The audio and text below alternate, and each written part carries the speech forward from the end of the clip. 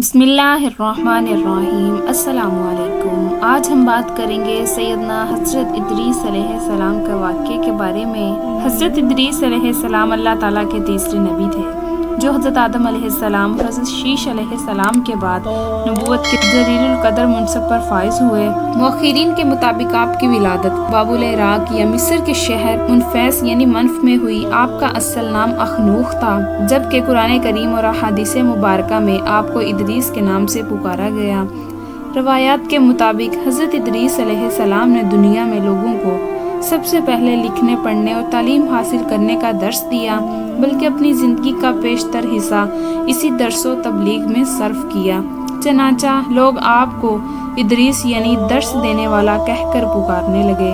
आपका हज़रत शीश अलैहिस्सलाम की 5वीं पुश्त से ताल्लुक़ था और आपका शजरा नसब यूं है: इदरीस बिन यारद बिन मलाम बिन कनैन बिन अनविश बिन शीश बिन आदम अलैहिस्सलाम। हज़रत शीश अलैहिस्सलाम का इंतकाल हुआ तो कुछ अरसे बाद उनके पैरोकार बहुत महदो तादाद में रह गए। काबील की औलाद ने कुफ्र शिरक बदकारी बेहयाई का बाजार गर्म कर रखा था।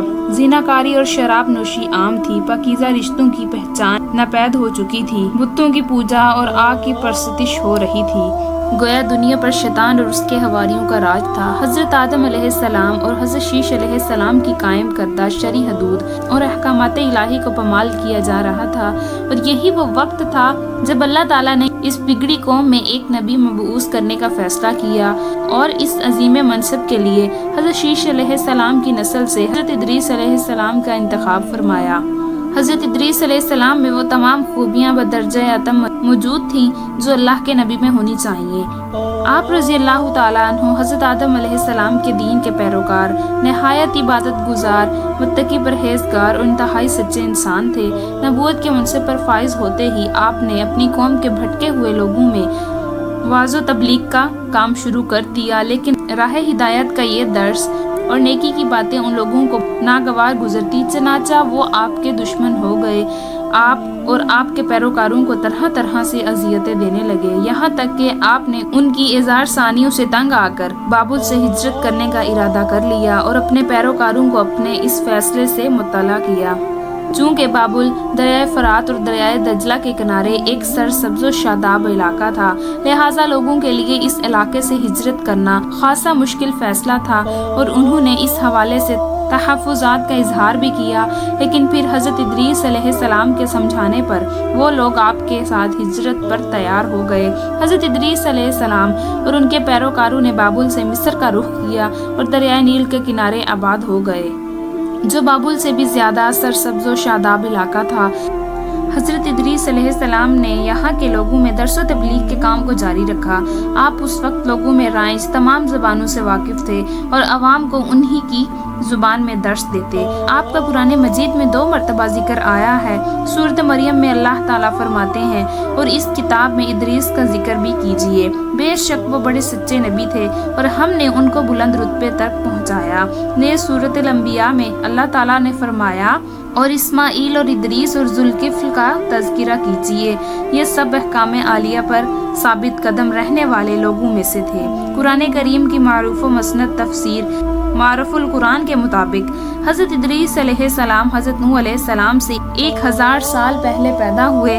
रूहुल मानी अल्लाह ताला ने आपको नबूवत के मर्तबे पर सरफराज फरमाया और आप पर 30 सहीफ़े नाजिल फरमाए। हज़रत इदरीस अलैहिस्सलाम वो पहले इंसान हैं जिन्हें इल्म नजूम, हिसाब, तूरे मौजज़ा अता किए। ने सबसे पहले उन्होंने ही कलम से लिखना और कपड़ा सीना इजाद किया। उनसे पहले लोग अमूमन जानवरों की खाल लिबास के तौर पर इस्तेमाल किया करते थे। फिर ये कि सबसे पहले नाप तोल के तरीके भी आप ही ने मुतारिफ करवाए और असला भी आपकी इजाद है। आपने असला तैयार करके बनु काबील से जिहाद किया। इलामा इब्ने इसहाक का कहना है कि दुनिया का सबसे पहला शख्स जिसने कलम से लिखा हज़रत इदरीस अलैहिस्सलाम है। मुआविया बिन हुक्म सलमी रज़ी अल्लाह ताला अन्हु से मरवी है कि उन्होंने हजूर अकरम सल्लल्लाहु अलैहि वसल्लम से रमल के बारे में सवाल किया। ये एक ऐसा इल्म है جس میں ریت پر مخصوص لکیریں کھینچ کر کچھ معلوم کیا جاتا ہے، تو رسول اللہ صلی اللہ علیہ وسلم نے فرمایا ایک پیغمبر تھے جنہوں نے یہ لکھا، لہٰذا جس شخص کا خط ان کے موافق ہو جائے تو اچھا ہے۔ علماء تفسیر فرماتے ہیں کہ پہلا شخص جس نے تبلیغ و دین کے وعظ و خطاب کا سلسلہ شروع کیا وہ حضرت ادریس علیہ السلام تھے۔ ہلال بن سیار کہتے ہیں کہ حضرت ابن عباس رضی اللہ تعالیٰ عنہ نے حضرت کعب سے پوچھا کہ قرآن پاک کی اس آیت وَرَفَعْنَاهُ مَكَانًا عَلِيًّا اور ہم نے ان کو اونچی جگہ اٹھا لیا کا کیا مطلب ہے؟ تو حضرت کعب رضی اللہ تعالیٰ عنہ نے فرمایا اللہ عز و جل نے حضرت ادریس علیہ السلام کی طرف وحی بھیجی کہ میں تمہیں ہر روز تمام بنی آدم کے اعمال کے برابر درجات دیتا ہوں۔ تو حضرت ادریس علیہ السلام نے چاہا کہ پھر اس سے مراد اس زمانے کے تمام بنی آدم ہیں تو اعمال میں اور اضافہ ہونا چاہیے، لہٰذا جب ان کے پاس فرشتے آئے تو انہوں نے وحی کا ذکر کرتے ہوئے کہا میں چاہتا ہوں کہ ملک الموت سے بات کرو اور پوچھو کہ کب تک میری زندگی باقی ہے۔ فرشتے نے حضرت ادریس علیہ السلام کو اپنے پروں پر اٹھایا اور انہیں لے کر آسمان کی طرف بلند ہو گیا۔ جب وہ چوتھے آسمان پر پہنچ تو ان کی ملک الموت سے ملاقات ہو گئی جو نیچے اتر رہے تھے۔ حضرت ادریس علیہ السلام کے دوست فرشتے نے ملک الموت سے حضرت ادریس علیہ السلام کے بارے میں ذکر کیا تو اسرائیل نے پوچھا حضرت ادریس علیہ السلام کہاں ہیں؟ فرشتے نے جواب دیا کہ وہ میری پشت پر ہیں۔ اس پر ملک الموت نے حیرت کا اظہار کرتے ہوئے کہا کہ واہ تعجب ہے، مجھے پروردگار کی طرف سے کہہ کر بھیجا گیا ہے کہ حضرت ادریس علیہ السلام کی روح چوتھے آسمان پر قبض کر لو، تو میں نے سوچا کہ وہ تو زمین پر ہیں، ان کی روح چوتھے آسمان پر کیسے قبض کروں؟ ابھی اسی سوچ و بچار میں تھا اور زمین پر اتر رہا تھا کہ تم انہیں لے کر چوتھے آسمان پر آ گئے، پھر ملک الموت نے ان کی روح قبض کر لی۔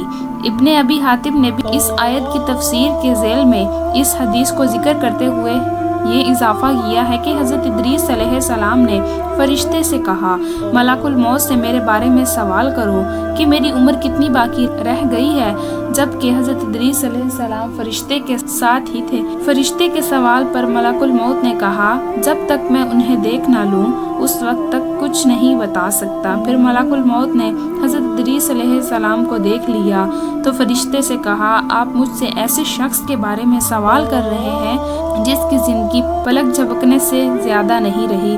پھر فرشتے نے پر کے نیچے حضرت ادریس علیہ السلام کو دیکھا تو ان کی وفات ہو چکی تھی۔ روضۃ الاصفیاء کے منصف تحریر کرتے ہیں کہ حضرت ادریس علیہ السلام کثرت سے اللہ تعالیٰ کی حمد و ثنا اور عبادت میں مصروف رہتے تھے اور فرشتوں میں نہایت محبت اور عزت و احترام کی نظروں سے دیکھے جاتے تھے۔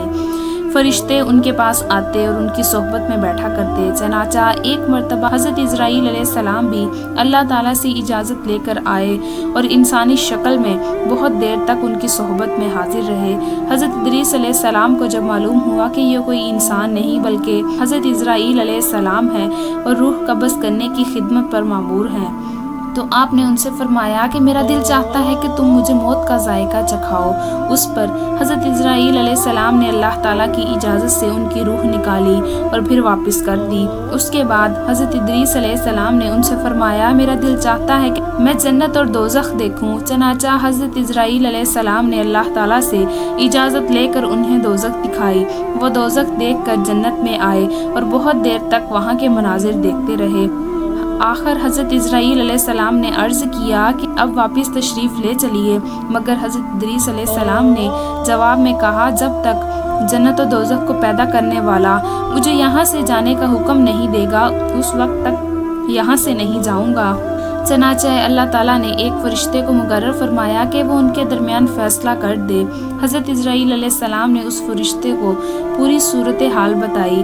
پھر حضرت ادریس علیہ السلام نے فرمایا میں قانون خداوندی کے مطابق موت کا ذائقہ چکھ چکا ہوں اور اب جنت میں آ گیا ہوں، چونکہ حق تعالیٰ نے فرمایا ہے ہم تم کو اس سے نہیں نکالیں گے، لہٰذا میں یہاں سے نہیں جانا چاہتا۔ حضرت کعب احبار کی روایت ہے کہ فرشتے نے اللہ تعالیٰ کے حکم سے فیصلہ کیا کہ اچھا آپ چھٹے آسمان پر رہیے اور فرشتوں کے ساتھ عبادت کیجیے۔ چنانچہ حضرت ادریس علیہ السلام چھٹے آسمان پر فرشتوں کے ساتھ عبادت میں مشغول رہتے ہیں۔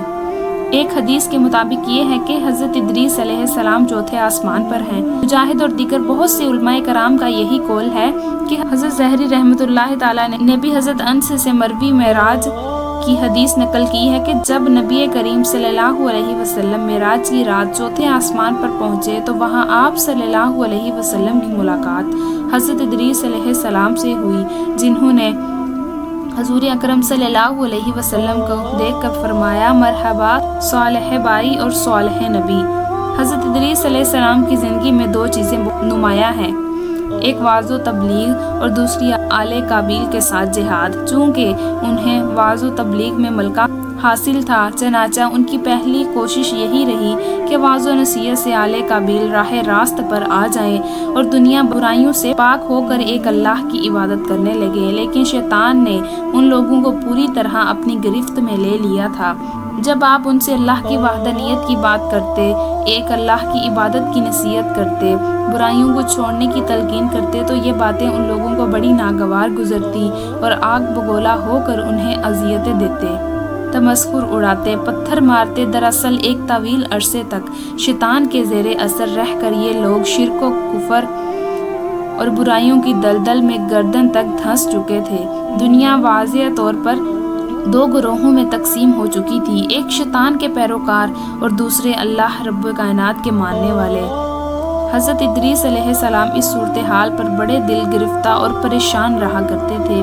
آپ نے لاکھ کوشش کی کہ کسی طرح تبلیغ کے ذریعے ان لوگوں کو راہ راست پر لایا جا سکے، لیکن جب کوئی صورت نظر نہ آئی تو انہوں نے اللہ تعالیٰ کے حکم سے ان لوگوں کے خلاف جہاد کا فیصلہ کیا۔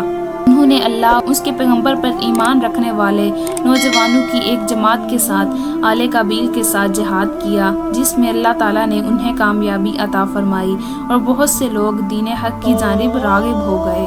امید کرتی ہوں کہ آپ کو ہماری ویڈیو اچھی لگی ہوگی۔ اگر آپ کو ہماری ویڈیو اچھی لگی ہے تو ویڈیو کو لائک کریں اور مزید اس طرح کی ویڈیوز دیکھنے کے لیے ہمارا چینل سبسکرائب کریں۔